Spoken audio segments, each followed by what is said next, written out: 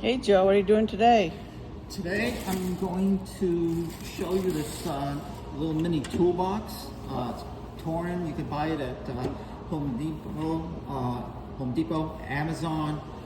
It's got a nice deep top, the lid. Nice drawer. I really like the track mechanism here, the slide mechanism. And you don't have to have a tool to take these apart. It has a tab on the sides that you push down. Let's get this one here.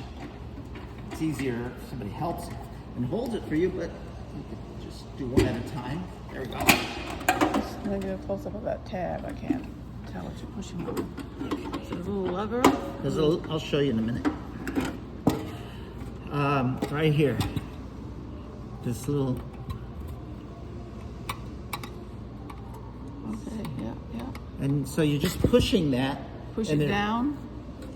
Yeah, push it down. It maybe push up on one side and down on the other one. Okay. What you're doing is just, I think you do the opposite on each one. Okay. If the silver ball bearings are slid to the back, make sure you move them up before you put the drawer in. Take this, slide it a little bit. You're just trying to get it back on the track, guiding it.